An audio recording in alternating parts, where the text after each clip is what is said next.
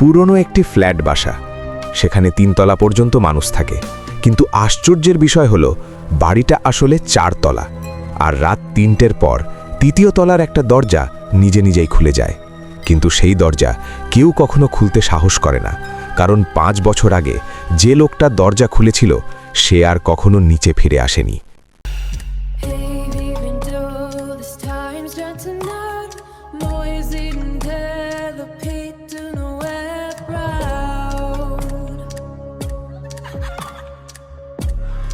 বাড়ির কেয়ারটেকার ছিল এক বৃদ্ধ লোক, নাম করিম চাচা। প্রথম দিনই করিম চাচা তাকে একটা অদ্ভুত কথা বলল। বাবা, একটা কথা মনে রাখবেন, রাত 3টের পর কখনো সিঁড়িতে উঠবেন না। নিলয় হাসল। সে ভাবল হয়তো লোকটা অন্ধবিশ্বাসী। কয়েকদিন সবকিছু স্বাভাবিক ছিল, কিন্তু এক রাতে নিলয় ঘুমাতে পারছিল না। রাত প্রায় 3টে বাজে। ঠিক তখনই সে শুনতে পেল সিঁড়ি থেকে ধীরে ধীরে পায়ের শব্দ।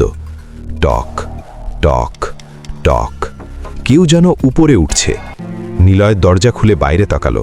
সিঁড়িতে কেউ নেই, কিন্তু তখনই সে খেয়াল করল 3য় তলার দিকে একটা দরজা আধ খোলা। দিনের বেলা সেই দরজা কখনো দেখেইনি। কৌতূহল হলো। সে ধীরে ধীরে সিঁড়ি বেয়ে উপরে উঠল। 3য় তলায় গিয়ে সে দেখল একটা লম্বা অন্ধকার করিডর। শেষে সেই দরজা। দরজার ভেতর থেকে হালকা ঠান্ডা বাতাস আসছে। ঠিক তখনই তার ফোনে মেসেজ এলো। অচেনা নম্বর। মেসেজে লেখা, ওই দরজা খুলবেন না। নিলয় থমকে গেল। সে চারদিকে তাকালো। কেউ নেই।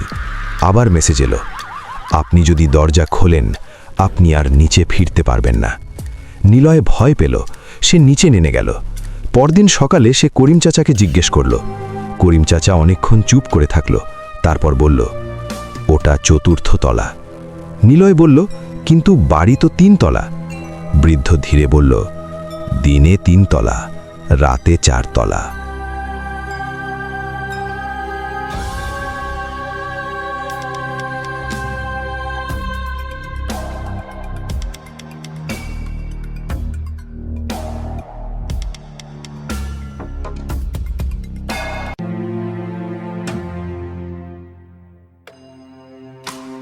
তারপর সে একটা ভয়ঙ্কর গল্প বলতে লাগলো। 5 বছর আগে একজন ছাত্র ওই ফ্ল্যাটে থাকত। সে এক রাতে ওই দরজা খুলেছিল। সেই রাতের পর বসে আর কখনো ফিরে আসেনি। কিন্তু কয়েকদিন পর রাত 3টের সময় লোকজন শুনতে পায় কেউ দরজায় নক করছে আর বলছে, দরজা খুলুন, আমি নিচে নামতে পারছি না। নিলয়ের শরীর কেঁপে উঠল। সে ভাবল এসব কুসংস্কার। কিন্তু সেই রাতেই আবার সেই একই ঘটনা ঘটল। রাত 3টে। সিঁড়ি থেকে আবার পায়ের শব্দ। টক টক টক। এইবার শব্দটা নিলয়ের দরজার সামনে এসে থামল। তারপর ঠক ঠক ঠক।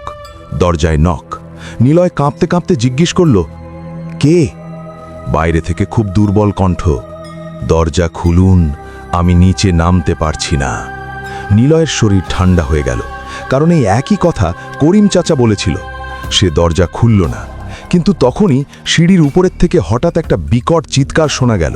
মনে হলো কেউ পড়ে গেল। পরদিন সকালে পুরো বিল্ডিংয়ে হইচুরি, কারণ 3য় তলার সিঁড়িতে একটা পুরনো মোবাইল পাওয়া গেছে।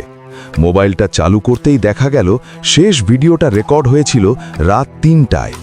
ভিডিওতে দেখা যায় একজন লোক 3য় তলার সেই দরজার সামনে দাঁড়িয়ে 3য় তলার সেই রহস্যময় দরজাটি ধীরে ধীরে খুলছে, আর ভেতরে একটা লম্বা অন্ধকার সিঁড়ি। হঠাৎ ভিডিওতে পিছন থেকে একটা হাত এসে লোকটাকে টেনে নেয়। ভিডিও এখানেই শেষ। কিন্তু সবচেয়ে ভয়ঙ্কর ব্যাপারটা হলো, ভিডিওতে যে লোকটা ছিল সে আর কেউ না, সে ছিল নিলয় নিজেই। তারপর থেকে সেই ফ্ল্যাটের নতুন ভাড়াটিয়েরা মাঝে মাঝে শোনে রাত 3টের সময় কেউ সিঁড়িতে দাঁড়িয়ে বলছে, দরজা খুলুন, আমি নিচে নামতে পারছি না।